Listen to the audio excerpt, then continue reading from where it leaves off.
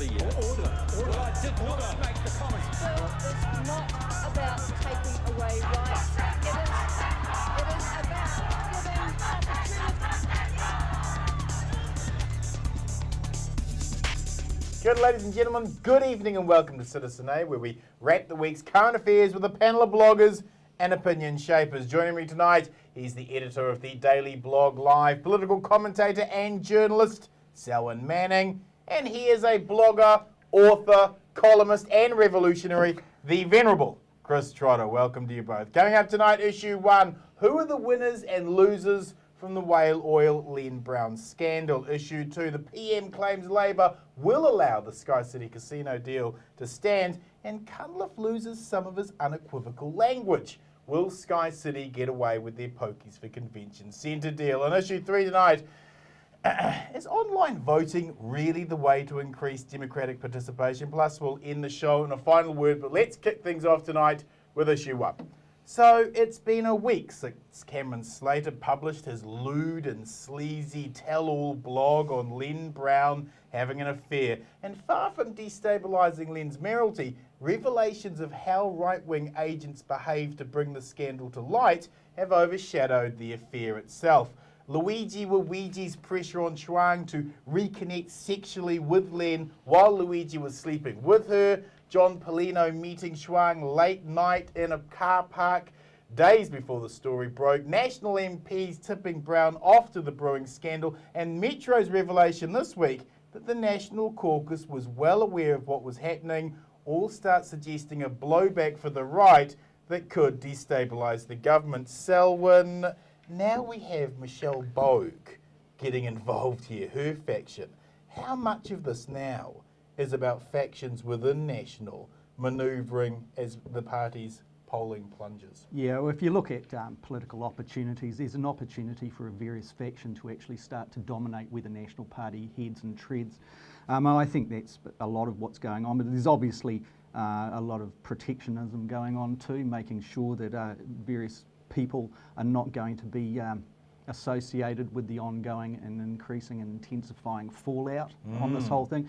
You know, your primary question was one of who are the losers. I don't care about the morality. I don't care about all of the toings and froings, to be frank. What concerns me is all of those people that helped to create a vehicle for Len Brown to get in, that they have been let down in a sense. And I don't say that from a point of view of morality, once again, to underscore that. I say it from the point of view of pragmatic politics, in the sense that he was given a job to deliver certain policies. He's let them down. This is 20 years in the making, mate. 20 years in the making. And there'll be people out there, particularly in the South Auckland group, that are going, oh my goodness. Now, if he really does need to salvage himself from being a lame duck mayor for the next 3 years. And that's what you believe could happen? I absolutely see that as what is happening now. Then he needs to, in my view, as soon as the inquiry into his goings on the last term is concluded, he does take it to the polls, forget the costs, put it there. I say that because Len, if he goes down to Wellington, and he says what he was going to do on last Monday. You know, he said, I'm going to go down there, I've got the mandate, and I'm going to demand that Treasury, Reserve Bank, etc., fall in line with New Zealand's want. Now, those officials down there will sit there and they'll politely nod, and they'll basically do a gesture, thank you, Mr. Mayor, return back to Wellington where you remain as the joke of Auckland. Really? And I say that from the point of view of we want policies to deliver. He can tidy that up, morality aside, seek a new election, become the new mayor, and then he does have a mandate. The polls suggest he probably would. You think he's too much of a laughing stock at the moment? Yeah, and it's very convenient for the Prime Minister to say, Len Brown, we have no beef with him, it's business as usual. That's convenient for the National Party. Chris, is the messenger beginning to eclipse the message here? Well, certainly people are interested in what followed Len Brown's affair with Bevan Chuang. But I've got to reinforce what Selwyn has said. The person who made all of this possible was the mayor, Len Brown. Len Brown embarked on an affair with a woman 25 years his junior. He engaged in sexual activity within the confines of the town hall. He has made himself a laughingstock. He will not be taken seriously. And where I differ from Selwyn is, I think he is now finished as a political force. He can eke out 3 years if he wishes to. I think they will be very unsuccessful years for the very reasons that Selwyn's outlined. And I also believe that were he to call an election now, in other words, if he was to resign and stand again, I think he would be defeated. Because I think others would enter the race. I think in this respect, Cameron Slater on The Nation last week was quite correct, that if there is a new election, then it's, in a sense, a brand new political environment, and I'm afraid Len Brown really won't have much of a place in it. If this affair had not taken place in the workspace, if it had not been something that had been that had created or been occurred because of his position, meeting Shuang at these various events, if it had been something outside of that, would it be more forgivable? Is it because it's in the town hall, because it does have that civic connection? No, I mean, Len Brown has committed the only crime that really matters if you're a cynical sort of person. He's committed the crime of being caught. And once you're caught, if you're a public figure, a senior politician in New Zealand terms, the second or third most powerful person in the country, and you're caught having an affair, then you pay a price. You pay a political price for that. He was unfortunate in that the people who broke the story broke it in such excruciating detail. Because that really elevates the sneer factor, shall we say. I mean, you can just imagine what the officials in Wellington will be saying to one another before Len Brown enters the room. Yes. And you see, this is the problem he has. When people see him now, they don't see Len Brown coming down to thump the table about public transport. They see Len Brown in the Ngāti Whātua room. This is just indelibly imprinted in people's minds. Which highlights that other aspect, that Ngāti Whātua took Len Brown in his first term at the beginning of his campaign up to the top of Mangakiki, One Tree Hill, and a blessing took place at dawn in the fog, in the mist, and there was significance to that. Would they do the same now? No. How does Slater's main cheerleader Judith Collins react now? And will the anyone but Collins faction use her closeness to Slater to damn her? Yeah, well, the opportunity is there for the ABCs, the national version of that, to do exactly what you have pointed out there.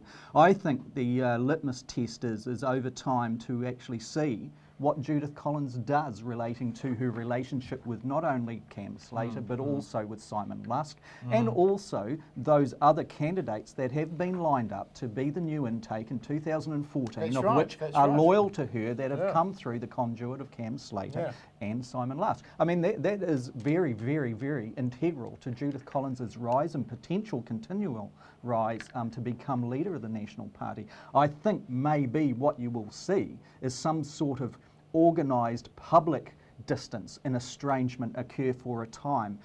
She knows that if she say National loses 2014, you're going to get an intermediary type leader for a time, and you can see the gossip that was around relating to Brownlee saying even when Shearer was leader, how much fun it would be to be leader of the opposition here. Now you can see that someone like Brownlee, or indeed Stephen Joyce, much more likely being that person. Then you've got Collins squaring off against the aspirations and rises of Simon Bridges, who's obviously young, 37, somewhere around there. Who's got a huge amount of power. He has a constituency, and probably that's the reason why he has started to massage his own public perception of being a person who won't take any nonsense. Even on Campbell Live last, Judith has a problem because her crusher persona is just too frightening for most National Party voters. She has to soften that, so she's going to have to put distance between her and Slater, isn't she? Yeah, I think so. And also, she needs to wise up to the fact that people outside of her own caucus and her own inner circle they use the word crush it, but no one's frightened of the woman. Yeah, You know, yeah, so yeah, you know the only time that people are frightened is if they've got something to hide and they think that she's going to sit Cam Slater. Right, onto okay, them. well then that's a great tactic, isn't it? Chris, Slater is either a rogue element who's gone feral, or he has a green light from party leadership to conduct these sorts of black ops. What are the ramifications of either of those scenarios?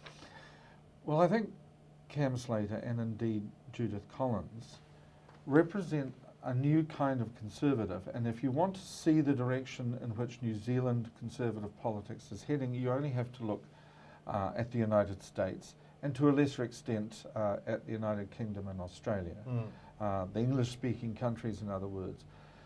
There is on the right now a growing sense of not recognising that anybody else has a word to say in the business of governance. There is an unwillingness to compromise. There is an unwillingness to even accept evidence in the old way. I mean, this was epitomised for me by John Key when he was on Hard Talk, when he basically said, oh, well, you've got scientists, but I can produce scientists too. Right. Now, you know, this is a wholly new way of looking at the world. Cameron is very emblematic of that. Judith Collins, to a lesser extent, because in a way she can't be as aggressive as Cameron. But I would tell you a story about aggressive New Zealand politicians which we believe in our gentle hearts would never be acceptable to the wider electorate. I put it to my old headmaster in 1975, a lovely Liberal chap called Trevor Edmonds. I said I was worried about Muldoon. You know, I'd seen some of the rallies, I'd heard the kind of fervour, and I said, do you think he can win? And Trevor said exactly what you said. He said, no, Chris, New Zealanders will never accept a person as far to the right as Rob Muldoon. Well, he was wrong, and I suspect we're wrong about Crusher Collins too. New Zealanders love that sort of thing. They have a weird attraction to people who are gratuitously harsh and aggressive. We're an electorate of masochists. 5 questions to you both here. Have the rules changed in political media now? Time will tell. I think the mainstream is doing a lot to try and actually take this whole sordid kind of business back to the tin tacks of facts. Right. So you see the New Zealand Herald, I think, doing a fantastic job there, and also kudos to you too, Chris, with your analysis. It's been a very sound, I think, and wise guidance that's been coming through from your work on it. But yeah, I see that there is strange things are happening in the sense that you get our Prime Minister saying to a mainstream journalist that, yes, I hear such rumours and innuendo and accusations. I make a note of it and I put it safely in my top drawer. Now, why would he do that? To put it out of the way? No, in case he ever needs it, Yes, you know. that's right, And that's so right. that's a little bit of a signal to the Labour Party and Green Party. Yes. Yeah. Have the rules changed? I think they not only have changed, but they will change further and at gathering speed, precisely because we're dealing with this new kind of conservative that attributes no legitimacy whatsoever to its opposition, and we have yet to see that work out. The really scary thing for the National Party is where exactly the chain of command stops. Well, let's finish with that question. Final question to both of you. What happens if National Party leadership are far more involved in this than are currently publicly known? On previous form, I think they'll try and hang out and make a good spin of it and speak to their core constituencies. But in the right world, I mean, in a sense of one of justice and also honourability, you would have a person stand down if they were found to be right at the heart of it. What if it's higher?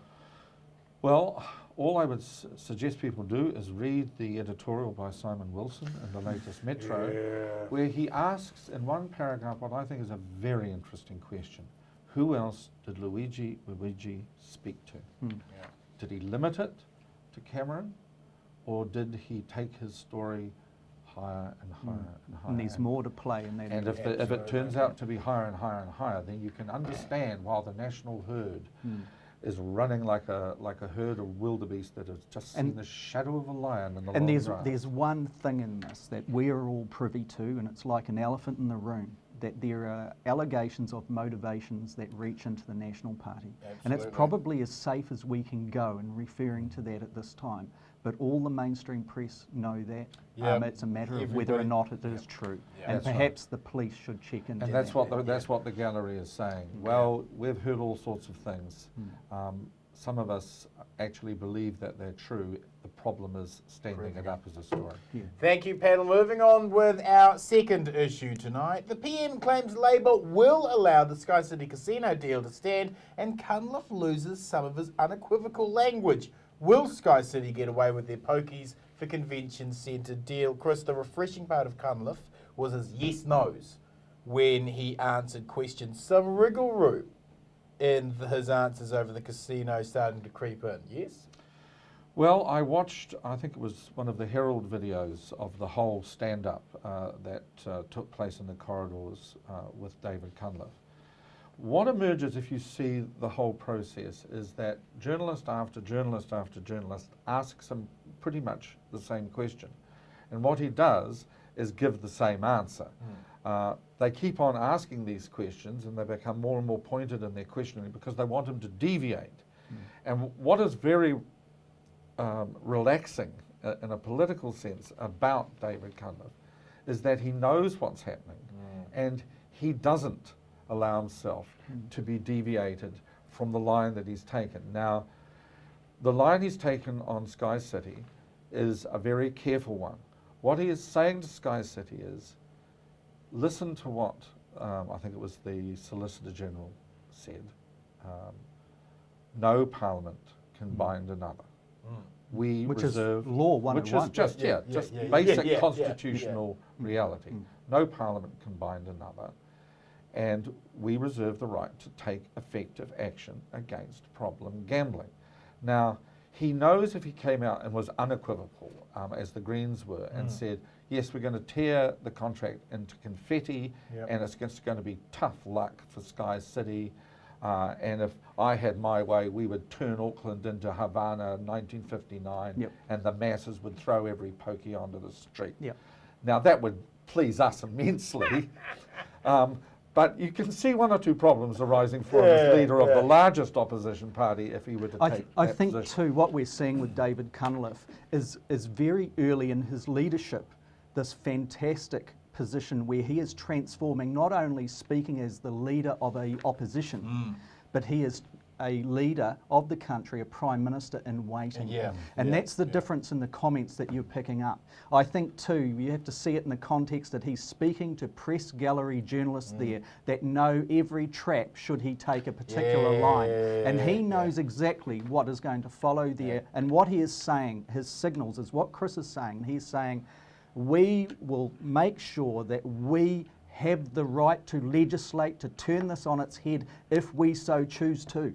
And that is putting right what has been spun as a no-go area by the National Party to get its deal. There may be contractual consequences should a government do that. And I think that's what Cunliffe is doing to make sure and maintain the right message so that he doesn't compromise New Zealand and its coffers should he do that in the future. Question to both of you. How much of a conflict of interest is it for banks to vote on green-lighting the deal while Sky City are in court case giving him evidence he needs to avoid jail? Look, we've seen the Green Party be very effective on the moralities and ethics around this. And that's an area where I do think we need to be concerned about. The government, the national-led government, is in a no-win situation there. It just has to put its blinders on. And John Key to say what he has said all the way through this last term, that I take this minister, or this MP now, at his word, because they need the one vote. You know, you'd think that you'd think that National would be saying to Mr. Flavel, come on, give us a break. What can we do for you? But they're not, because they know even he will not go that far. Is that a conflict of interest if it was happening elsewhere that would just be called outright corruption? That you have a situation where a vote is dependent and the person who you're giving that vote to is also in a court case giving evidence to get you out of prison. You know, however we define it, the important thing is how the public defines it. Yeah. And you can see that given the facts, given the circumstances, that many in the public arena could say, and they look and they think, that is corrupt. Yeah. Final question to both of you. If there is a change of government, can Sky City expect a less enjoyable deal? Oh, I think so. I think the Labour Party, on this issue, gambling, as on so many others, is slowly but surely moving away from the position it took in the 1980s, where they basically said it's open slather. They allowed casinos to come in with all the problems attendant upon casinos. I think Sky City knows this, and it will have factored that in. Sky City share price will drop after a 2014 Green Labour election. Well, it all depends on how serious Judith Collins is on tidying up the money laundering that's going through, I think. Thank you, panel. Moving on with issue 3 tonight. The apathetic turnout at this year's local election has sparked a huge clamour to start online voting. But is this the solution? Selwyn, Toronto adopted online voting, and 2 years after they brought it in, participation dropped from 52% to 48%. Why does Chris Tremaine think it'll work here? Oh, I think because, you know, at some stage, you know, elections are going to kind of embrace this. There are a number of factors, in my view, that need to be considered here, and the government's silent on them, and that is one of security, maintaining and making sure that the systems cannot be manipulated, that differentials cannot be calculated into a time when a person puts a vote there and it should be considered one vote, but it actually comes through at 0.99 or something like that, so it skews a swing. You know, that's what happened in the United States. That's right. Diebold, if people want to Google it, Google Terrible Diebold, bloody story. they'll see what we're on about. But the problem here is too, in the sense that with the, if you fail to create an event around a vote, and I say an event should be over 1 day, well then you're going to have a drop-off. There's the other thing where people, a younger voter said to me, but with the younger voters who are much more around the country, or indeed overseas but eligible to vote, that this is a good way for them to participate. So create an event over 1 day, perhaps, but you know, the security thing is the thing that stands out. Chris, we know from overseas experiences that these online voting machines are easily hacked. And with the Snowden revelations of how much online spying the NSA conduct, would we be foolish to go down this path? Well, there's a chap at the University of Michigan in the United States called Alex Haldeman, Professor Alex Haldeman. He was invited, along with everyone else, by the District of Columbia's Board of Education to test their brand new online voting system. And not only did he hack it, but he arranged for a whole lot of cartoon and cinema heroes of robotic nature to win, or come second, like Hal from A Space Odyssey, and the robot from Futurama, whose name I've forgotten. That's it. I think he won. Anyway, this guy says this. He says, in order to vote online safely, we're going to have to solve some of the hardest problems in computer security. How do you secure servers against remote attackers? How do you secure people's home computers against spyware? How do you prevent people being tricked into visiting the wrong website and giving away their passwords? All of these things are subjects of active research, but it's probably going to be many, many years until we solve them. That's why I think it's going to be decades, if ever, before we're able to vote online securely.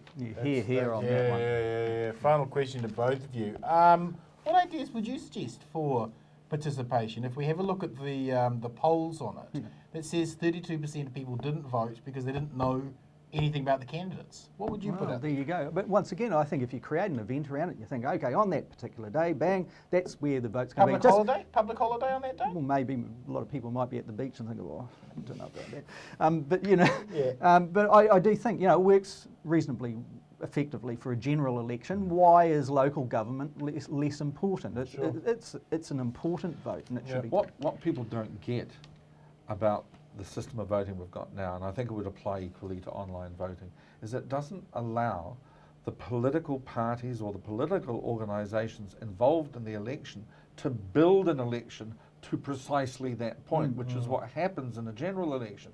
Everything is planned to reach a crescendo Exactly. in The those last timing. few days before people go out on one day into a polling booth and finish the So process. well put. It's like marketing, you know, you build it up, bang, you hit your stride right at That's that it. time.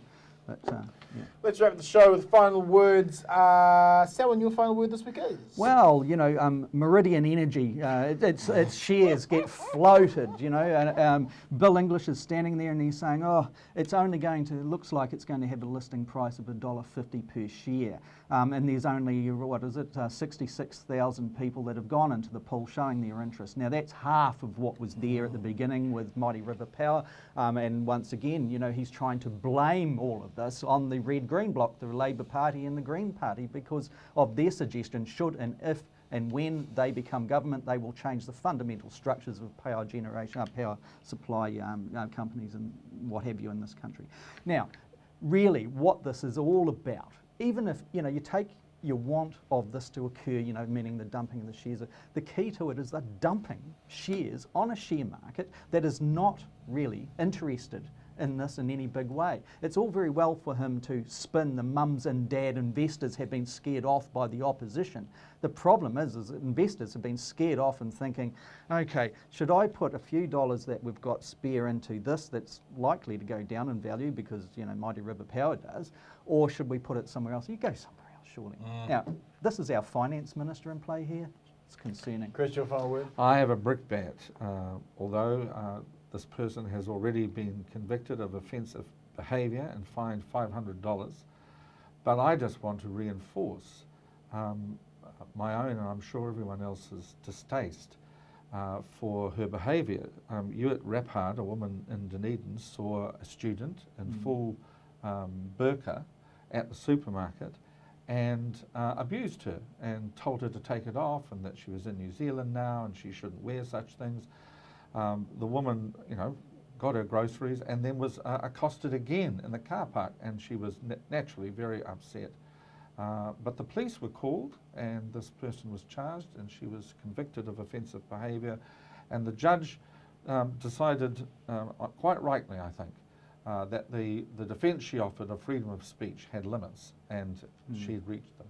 Thank you, Selwyn. Thank you, Chris. Ladies and gentlemen, to my final word, two economic social policies limped to life this week, each highlighting the utter disarray caused by National's need to implement ideological rhetoric rather than well thought out ideas. 13,000 parents with children have now had their benefits stopped as part of Paula's welfare crackdown. These children, the most vulnerable in our society, don't need the additional stress of mum or dad breaking down because the benefit's been cut and there's no food that week. All stick and no carrot makes little Woodamoo a prison statistic. In other news, instead of the 250,000 mums and dad investors the government claimed would buy shares of Meridian, a tiny 62,000 have, while the valuation back to New Zealand is billions less than it should be. Flogging off our assets to those rich enough to buy them while the poorest have their benefits cut is economic and social vandalism. This government focuses on policy for the rich, by the rich, in the interests of the rich. And then they mix that with some social reactionary beneficiary bashing to keep the cheering rednecks from realising that they aren't gaining from these economic reforms either. If you like tonight's show, please join our Citizen A Facebook site and connect with other like-minded news citizens, and follow me on my Citizen Bomber Twitter and Facebook page. Thanks for watching, whānau. Good night, Aotearoa.